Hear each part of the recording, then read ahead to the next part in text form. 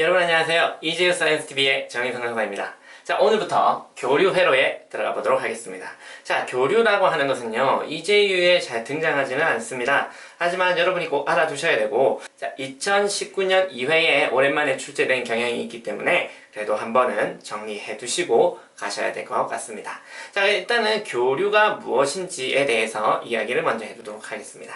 전기의 종류는 두 종류가 있습니다. 바로 직류와 교류가 되겠네요. 자, 직류는 DC, Direct Current라고 하고요. 자, 이 직류다라고 하는 것을 정의는 전류의 방향이 한 방향으로 흐르고 바뀌지 않는 것을 우리는 직류라고 하고 있습니다. 교류라고 하는 것은요, AC, Alternating Current라고 해서 교류는 전류의 방향이 수시로 시간에 따라서 바뀌고 있는 전류를 말하고 있습니다.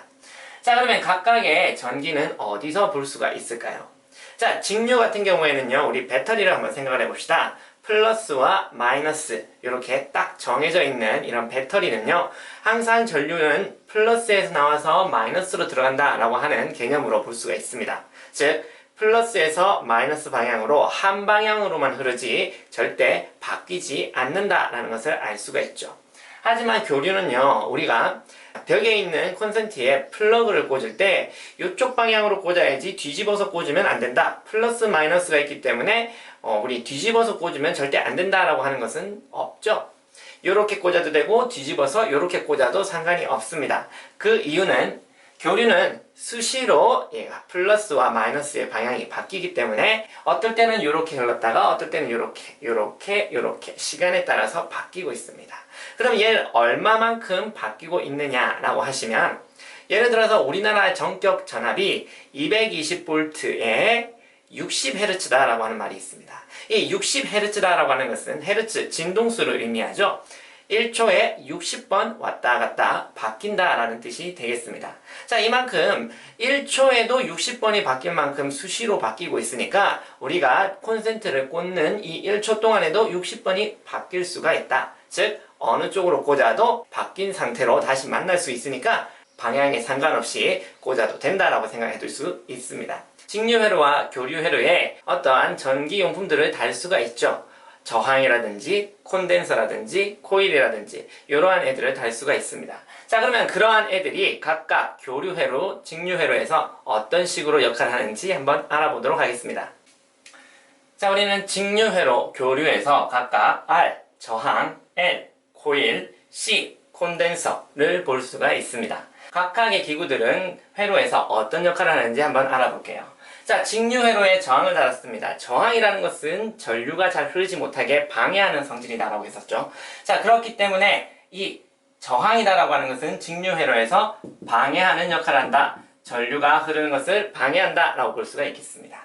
자, 코일은요, 직류회로에 코일을 걸어두면 전류가 흐르려고 하는 순간 혹은 전류가 멈추려고 하는 순간, 즉 전류의 변화가 있을 때 이 코일에서 유도 자기장이 형성이 될 수가 있습니다.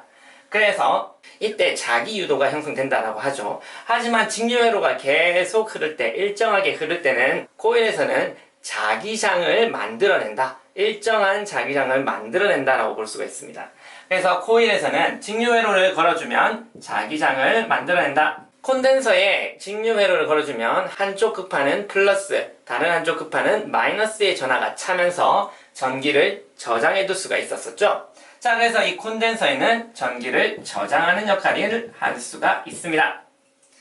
자, 하지만 교류에서는 어떻게 될까 한번 살펴볼까요? 교류는요, 저항이 있습니다. 역시 저항에 전류가 흐르게 되면 저항의 역할, 즉 전류가 잘 못 흐르게 방해하는 역할을 할 수가 있죠. 역시 방해한다라고 볼 수가 있죠. 자, 교류가 코일에 흘렀습니다. 코일에 흐르면 이쪽으로 갈 때는 반대쪽으로 걸어주고 이쪽으로 전류가 갈 때는 또 반대로 걸어주게 되겠죠. 자기유도가 수시로 일어나기 때문에 전류가 흐르는 것에 반대 방향으로 유도 전류가 흘러서 전류의 흐름을 또 방해하는 역할을 할 겁니다. 교류에서는 코일은 역시 방해하는 역할을 할 수가 있습니다. 자, 그럼 콘덴서에는 어떻게 될까요? 한쪽에는 플러스, 한쪽에는 마이너스가 찼는데 얘가 이렇게 플러스를 채웠다가 다시 반대로 걸어주면 마이너스 쪽에 다시 플러스를 집어넣으려고 할 거고요. 또 시간이 지나서 전류의 방향이 반대가 되면 플러스 쪽에 다시 마이너스 쪽에 다시 플러스를 걸어두려고 할 겁니다. 그러면 플러스로 채워놨더니 다시 빼내고 마이너스로 채워냈고 마이너스로 채워놨더니 또 빼내고 플러스로 채워놓고 자 이렇게 되면 계속 전하를 채우려고만 하지 전류가 흐른다라고 볼 수는 없습니다. 그래서 얘 역시도 전류의 흐름을 방해하는 역할을 한다고 볼 수가 있습니다. 자, 직류에서는 각각 다른 역할을 하던 R, L, C였는데 교류에서는 모두 방해하는 역할, 즉 같은 역할을 한다라고 볼 수가 있습니다. 자, 그러면 각각의 얘네들을 우리는 어떻게 부를까? 저항이 만들어내는 방해하는 능력을 우리는 레지던스라고 합니다. 자, 그리고 코일에서 만드는 방해하는 역할을요, 우리는 코일은 자기 유도 현상을 일으키면서 얘를 방해하고 있으니까 방해하는 현상, 즉 저항은 아닌데 방해하는 현상이 일어난다. 이것을 우리는 리액턴스다라고 하고 있습니다.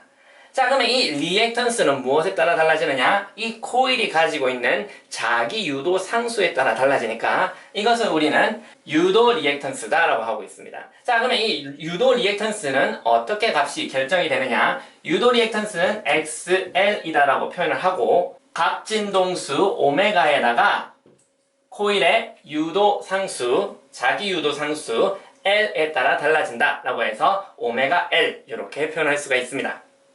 자, 콘덴서도 교류에서는 방해하는 역할을 하고 있죠. 그러면 원래 방해하는 역할이 아닌데 교류에 오니까 방해하는 역할, 즉 리액턴스다라고 같이 부르고 있습니다. 자, 리액턴스인데 얘도 콘덴서 역시 콘덴서가 가지고 있는 고유한 값, 즉 전기 용량에 따라서 이 방해하는 정도가 달라질 수가 있습니다. 그래서 얘는요, 용량에 따라서 달라지는 리액턴스다라고 해서 용량 리액턴스다라고 합니다. 이 용량 리액턴스는 XC라고 쓰시고요. C가 우리 콘덴서지 전기 용량 C다라고 했었죠. 자, 그럼 이 용량 리액턴스는 어떻게 값이 정해지느냐? 오메가 C분의 1이다라고 해서 각 진동수에다가 전기 용량을 곱한 것의 역수로 나타날 수가 있습니다. 자, 그러면 이 유도 리액턴스는 각 진동수가 크면 클수록 방해하는 능력이 커지고요. 용량 리액턴스는 각 진동수가 커지면 커질수록 방해하는 요인은 작아진다라고 볼 수가 있겠습니다. 자, 그래서 얘네들을 다 합쳐서 우리는 뭐라고 부르느냐? 레지던스를 R이다라고 부르고 얘네들을 합쳐서 X다라고 부릅니다. 그리고 이 전부를 다 합쳐서는 Z다라고 불러서 임피던스다라고 부릅니다. 자, 그러면 임피던스의 값은 어떻게 정해질까요? 임피던스는요, 레지던스와 리액턴스를 합친 것인데 얘네들은 단순히 크기를 합친 것이 아니라 벡터적으로 보셔야 됩니다. 벡터적으로 본다는 것은 이렇게 직각삼각형이 있으면 이쪽 방향이 R, 저항이다 라고 하시면 수직 방향이 바로 보다 90도 차이가 나기 때문에 X, 리액턴스는 이런 식으로 그려줄 수가 있습니다. 그러면 이 레지던스와 리액턴스를 합친 것은 피타고라스 정리에 의해서 이런 식으로 벡터적으로 표현할 수가 있습니다. 그래서 우리가 찾는 Z다라고 하는 것은 루트 R의 제곱 플러스 X의 제곱으로 볼 수가 있고요. 자, 그래서 얘를 풀어보시면 루트 R의 제곱 플러스 XC 플러스 XL의 전체의 제곱이다 라고 하는 형태로 나타낼 수가 있습니다. 자, 그래서 임피던스다라고 하는 것은 교류에서 나타나는 방해하는 현상이다 라고 생각하실 수가 있겠습니다. 자, 우리 뭔가 흐른다라고 했을 때 방해하는 현상, 직류에서와 교류에서 각각의 코일과 콘덴서의 역할이 달라질 수 있다라는 것을 알아두시면 좋겠습니다. 자, 그렇기 때문에 직류에서는 우리 임피던스다, 리액턴스다 라고 하는 얘기가 나오지 않았지만 교류에서는 이제 얘네들의 역할이 바뀌어서 리액턴스다 라고 하는 역할로 나타나고 이런 것들을 다 합쳐서 임피던스다 라고 부르기 때문에 임피던스에 대한 이야기도 종종 나올 수 있게 되는 겁니다. 자, 그러면 우리 다음 시간에는요, 유도 리액턴스와 용량 리액턴스를 유도하는 방법에 대해서도 한번 알아보도록 하겠습니다.